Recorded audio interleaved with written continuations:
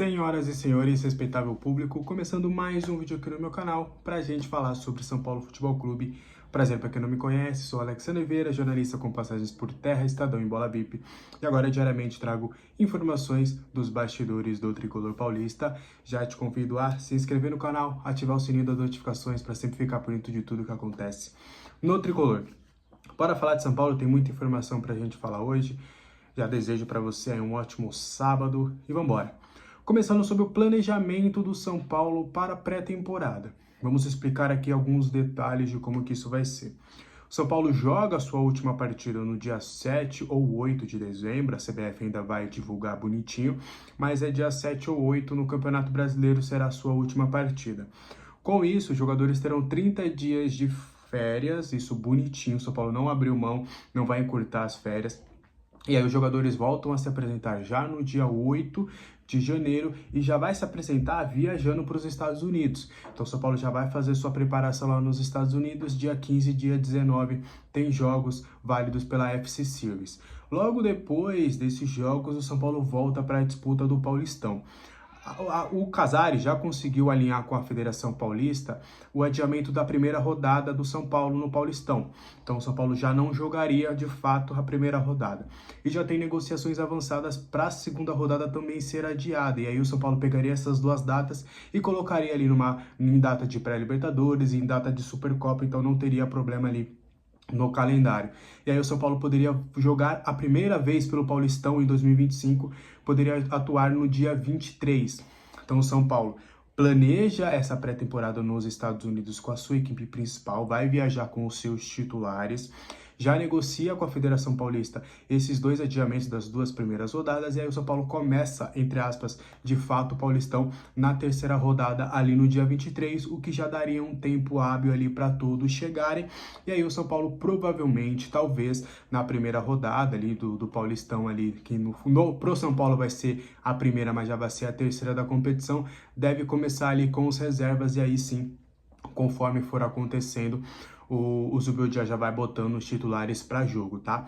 Então, é mais ou menos nesse sentido que a diretoria do São Paulo trabalha para a pré-temporada que vem. O São Paulo quer esses dois adiamentos porque vai focar, não vai abrir mão de ter os jogadores 30 dias de folga, de férias, na verdade, e depois ali de toda essa pré-temporada, essa preparação ali de pelo menos 2 semanas, antes de fato de já começar a atuar no Campeonato Paulista com mais força, com mais veemência, né? A expectativa do São Paulo gira mais ou menos nesse sentido e é claro, tudo isso vai depender muito também do São Paulo conquistar uma vaga direta para a Copa Libertadores da América.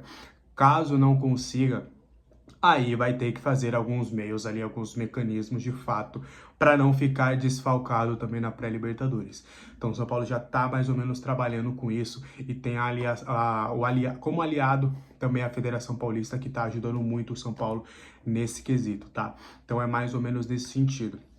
Outra informação, o Zubeldia, né? Até isso foi o próprio Belmonte que trouxe de informação que a gente vai falar sobre isso. O Belmonte afirmou, o Zubeldia me perguntou como é que é o Campeonato Paulista, qual que é a importância do estadual, para ele entender se de fato ele usaria o Paulistão como testes, ou com uma equipe B, ou com algo nesse sentido.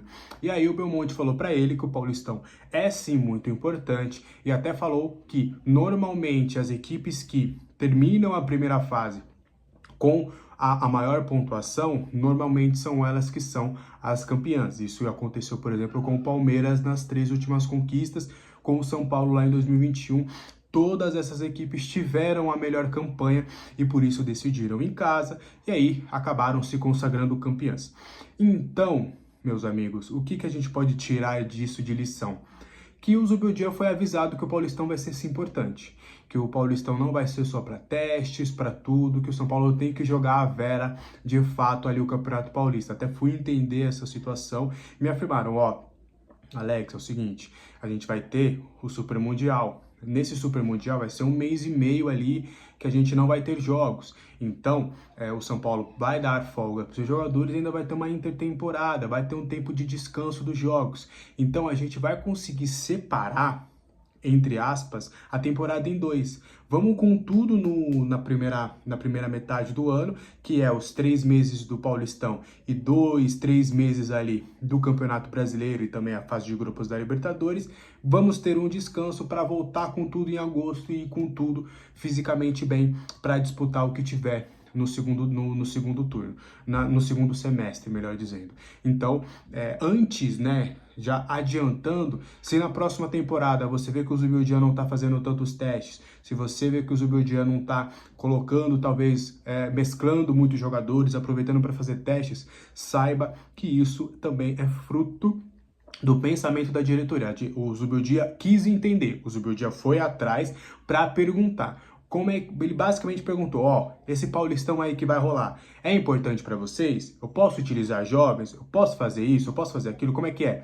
E a diretoria afirmou para ele que sim, que o estadual vai ser muito importante. Então, basicamente falando, se você não for bem no Paulista, amigão, tu vai rodar. Então, deixando claro já que daqui a pouquinho o pessoal aí, né, no ano que vem vai querer falar, o Zubeldia não faz teste, não sei o que, a própria diretoria meio que não tá dando essa margem, esse espaço para que ele possa fazer isso, tá bom?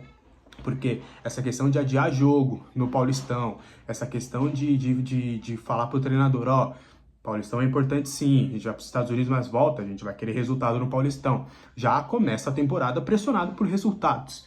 E quando você está pressionado por resultados, você precisa de resultados imediatos. Então você vai colocar os melhores, enfim. Já adiantando para vocês toda essa questão, tá bom? Para a gente continuar falando do vídeo, vamos falar sobre o Wendel. Uma notícia que é importante, mas que no fim das contas, vou ser sincero para vocês, falta ainda muita coisa. Mas é basicamente o São Paulo, eu não vou entrar aqui, o jogador aceitou o São Paulo. Não é isso. Mas não tem mais muito o que se conversar entre o Wendel e São Paulo. Por quê? São Paulo demonstrou interesse no jogador, o jogador se mostrou disposto a voltar justamente para poder voltar à seleção brasileira. Ele perdeu espaço, ele não tem atuado lá no Porto, então por conta disso, ele já vê com bons olhos uma volta ao futebol brasileiro, para ele poder jogar e estar mais perto da seleção brasileira do Dorival Júnior. Os valores salariais estão bem equiparados ali, o São Paulo consegue chegar em algo próximo ao que ele ganhava no Porto, que não era muito grande, assim, não era um valor, meu Deus do céu, não era, por exemplo, a disparidade do Alexandre. Então não há muito o que se conversar mais entre o Wendel e São Paulo nessa questão inicial, não é que tá tudo certo, mas a gente já tá num caminho aqui, agora, amigão, se vira lá com o Porto. Então agora o São Paulo vai ter que convencer o Porto a de fato liberar o atleta. Como vai fazer isso? Negociação. Se o São Paulo vai pedir uma liberação imediata, se vai colocar, por exemplo, eles queriam o Moreira, se vai colocar uma preferência de compra no Moreira, se vai envolver o Moreira em alguma questão, se vai envolver algum jogador, se vai pedir só uma liberação grátis, se vai pedir o percentual, se vai dar o percentual de jogador, se vai pagar alguma coisa para o Porto. Isso vai ser negociação, mas entre jogador e São Paulo não tem mais o que muito fazer, porque o staff do atleta tá muito no sentido, esse cara precisa jogar, irmão. A gente vai chegar em 2025, ele tá reserva no Porto, não tá jogando, então eu preciso botar ele pra jogar. E aí, São Paulo, você vai resolver lá com o Porto? Se você resolver, beleza, vamos jogar. Mas aí, e os outros times? Quem conseguir a liberação com o Porto, eu tô liberando, irmão. Se o Grêmio conseguir a liberação com o Porto, ele vai pro Grêmio. Se o Cruzeiro conseguir a liberação com o Porto, ele vai pro Cruzeiro. Então, agora, basicamente, depende bem mais do poder de persuasão e de negociação do São Paulo com o Porto do que propriamente qualquer negociação com o atleta e com o staff do Wendel. Tá bom? Então, é mais ou menos nesse sentido que tá caminhando as negociações, pelo menos nesse momento. Pra gente completar, Jamal Lewis, né? Jamal Lewis está com um trauma no tornozelo, ele foi cortado da seleção norte-irlandesa, já iniciou seu tratamento aí no CT da Barra Funda na última sexta-feira, não deve atuar contra o Bragantino, serão feitos alguns exames, vão ser acompanhamento dia a dia, mas a tendência dele perder mais jogos do que contra o Bragantino. Vai depender até o São Paulo, por quê? O São Paulo também quer entender como é que é a recuperação dele, porque eu sempre falo para vocês, tem alguns jogadores que têm uma recuperação um pouco mais privilegiada. O cara volta em 2 semanas, mas ele acaba voltando antes. Por exemplo, o Michel Araújo. O Michel Araújo, a tendência era ele voltar só em 2025. Porém, ele conseguiu evoluir a ponto de já ser cotado para voltar antes do término da temporada. O Alisson a mesma coisa. Então vai depender muito também da resposta do Jamal Lewis em relação à recuperação. Mas é mais um jogador que vai servir a sua seleção e acaba sendo desfalque para o São Paulo em data FIFA. Então a expectativa é dele não atuar contra o Bragantino, dele ser desfalque contra o time de Bragança Paulista, e aí depois ele vai ser reavaliado diariamente para entender de fato em que grau que está essa contusão. Tá? Mas o Yamal já deve ser desfalque bem certo ali para pegar o Bragantino. Ele já tinha perdido espaço, né? Resta ver se o Sabino vai continuar aí na lateral esquerda ou se o Patrick, que está retornando, vai ter uma oportunidade com o técnico Zubeldia. Então, o Jamal Lewis não deve estar disponível para o confronto contra o Bragantino. Fechou, galera? Então, espero que você tenha gostado do vídeo. Qualquer dúvida, deixe nos comentários. Olha os links da descrição aqui, minhas redes sociais, o Pix do canal se você quiser ajudar de maneira financeira. Tem aqui os cursos da Futebol Interativo também para você se especializar no futebol. Desejo um ótimo sábado para todos vocês. Que seja um sábado próspero e cheio de boas energias. Aproveitem o fim de semana. Até a próxima.